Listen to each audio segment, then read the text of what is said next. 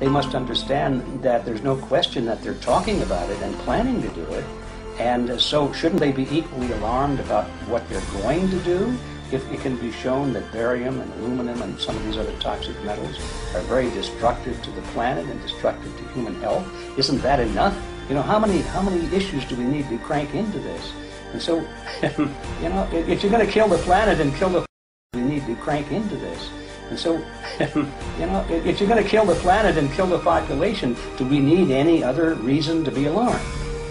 What in the world are they spraying? Thank God people are asking this question. That's all we want. We just want to be able to ask these questions. Our good friend G. Edward Griffin, all these years, Mike Murphy and Paul Wittenberg are doing this great effort with your help. This is a community effort to get people real information. What in the world are they spraying? Any final quick comments before we're out of time? And my only final thought is that we asked the question, what in the world are they spraying? And we now know what it is. And folks, you're not going to like it.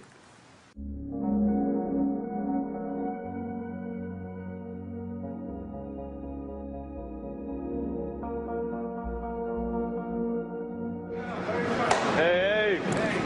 I'm Peter Vreken. I'm from Belgium. I'm 54 years old. I can't believe it myself. I'm a very happy and grateful person.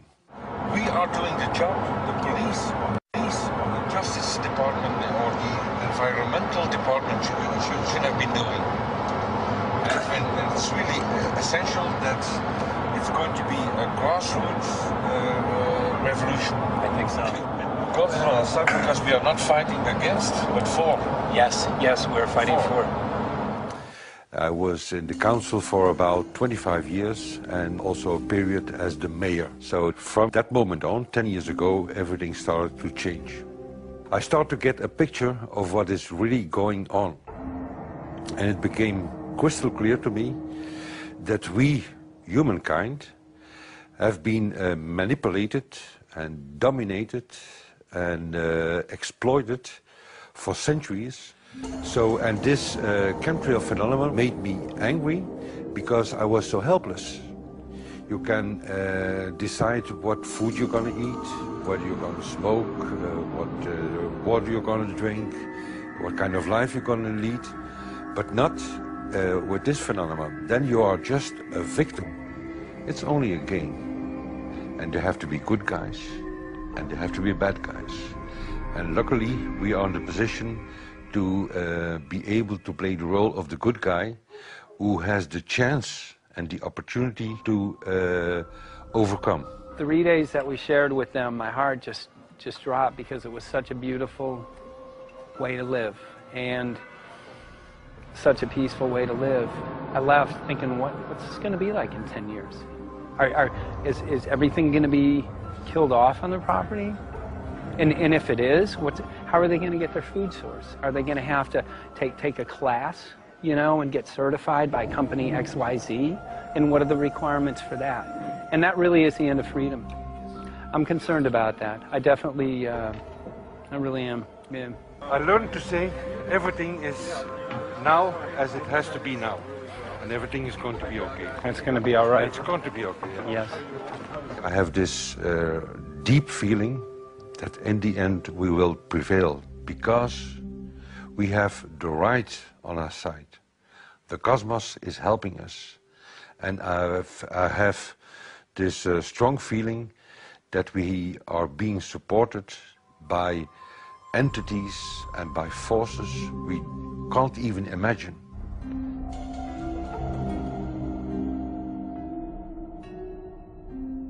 Here for the first time we have this scientific proof that we are being spread. We are being spread, and it's incredible and it's hard to believe, but we are being spread. I think at this moment to stop is not an option. Once you know it and once you have a tool like this and an opportunity like this, that the issue of chemtrails or persistent jet contrails or whatever name you use for it, that this phenomenon is recognized as being real, publicly debated on. In the context of geoengineering, I think it's high noon to bring this to the public. This is what the sky is supposed to look like. These are old paintings. We forgot this, I'm afraid. In the years that I have been a medical research journalist, I have looked at many things, and I found the same three issues in whatever I'm looking at. And that is that we are being dumbed down, we are being made sicker, and we are being made infertile. Citizens gathered from around the world in Belgium for the first International Chemtrail Symposium. The event attracted leading professionals, politicians, and activists who discussed the health, environmental, and social implications of these programs. Today it's only going to be about facts, documents, figures, patents, licenses, everything that brings us to the truth. We have no other weapon against this vast complex than exposing and bringing their dark works in the light of the truth. We have the hope that by our efforts, more and more people will become aware of the fact that we are deceived by our leaders. So today, we, as a family, join forces with the people who publicly made known to the world that chemtrails are not a conspiracy theory, but a conspiracy fact. From the Technische Universiteit Delft in the Netherlands. Ladies and gentlemen, please welcome Koen Vermeer.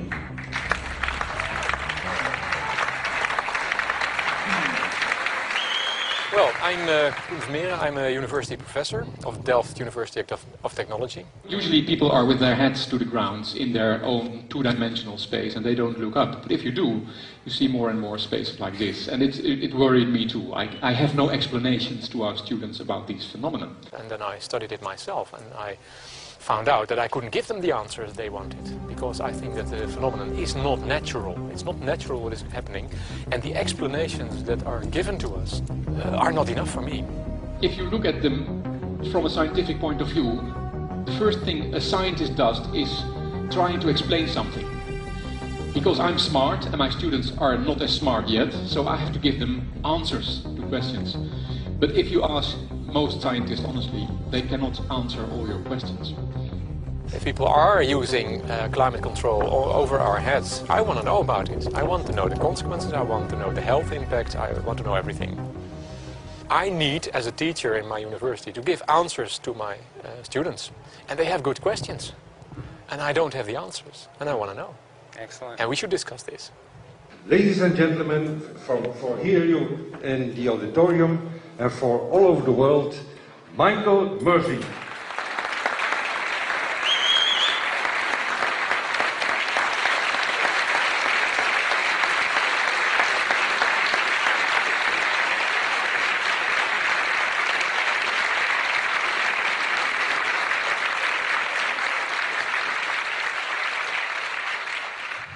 Well, thank you very much. It's definitely an honor to be here in Belgium. The people who are in power control everything. They control the markets, they control us, now they're even controlling the weather. And they can use that for warfare applications. The one thing that they cannot control is what God had originally made, and that's natural organic seeds. This is called the Hegelian dialect. It's called problem, reaction, solution. The problem here is massive amounts of aluminum, things starting to die. The solution is company X that says, hey man, you're not getting yields on your crop. Everything's dying. But I got the solution, I got a seed that will grow in this environment. The only problem is, now you have to start buying from me. We're a little concerned that maybe part of this agenda could be to kill off anything that's natural and organic and re-engineer it with aluminum-resistant GMO seeds. Many may know we just got back from a week of filming in Hawaii, and it was an incredible trip. A big concern for the people there is they're beginning to see softening of the coconut trees. But their concern is that these programs may again be part of a broader agenda to destroy anything that's natural and organic, so that the corporate redesigned GMO foods might be the only source of food for people. I didn't anticipate so many people young and old, who are interested in this phenomenon and are concerned about it. And I especially liked the address that the young girl gave today.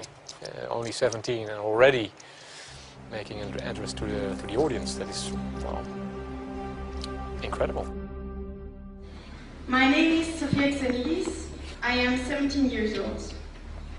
It is quite scary to know that the air we breathe is not what it's supposed to be. That the food we eat and the water we drink contain traces of those substances which are sprayed out over all of us, as though we were being poisoned like insects. The feeling that this is causing me are feelings of deep anger and rage. I don't want to be poisoned, I don't want to be infected with cancer, and I'm just so angry that this global poisoning can be going on such a massive scale, and not enough is being done to stop this crime. A clear answer to one question. Are we being sprayed? Have we been sprayed? And is it their intention to spray again and again? What are we going to do about it? How are we going to deal with it? How are we going to stop it? I know the answer. There is only one person who can stop it. And you know it. You are. You are the person, the one you have been waiting for.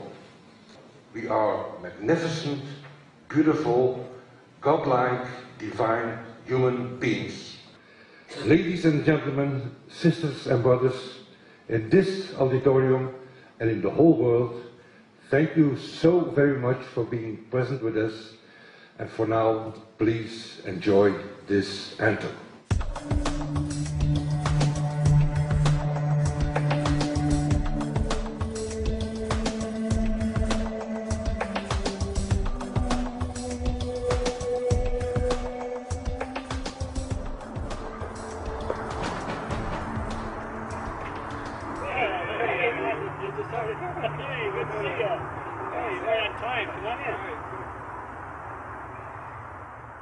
So, anyway, I'm glad that the weather's been good for you fellas so far. Just think if we were doing this in the wintertime, you might, if you're going to Washington, D.C., you might run into snow. thank God we're not. That's right. You know, it's interesting because of the different weather modification programs. There's something like, I think, right around 32 in the continental U.S. alone going on. So the theory is that geoengineering is in part weather modification. You know, Mike, that's a very good point. There are so many subsets connected with this issue of geoengineering. People are writing to us all the time with information about the connection to global warming, the connection to weather modification. Some people think there's a connection with Morgellons disease. Others think it's kind of a means of transmitting electromagnetic impulses from the HAARP antenna system up in Alaska and Siberia. Boy, it gets your head spinning. And each area, I think, is worthy of investigation, but we have so little time. I think it's wise for us to stay focused on just the air spraying and the toxic effect of these chemicals and the destruction of the planet and the damage to human health. What more do you need than that to convince people that we have to put a stop to it? So to stay focused, I think, is our mission on this one.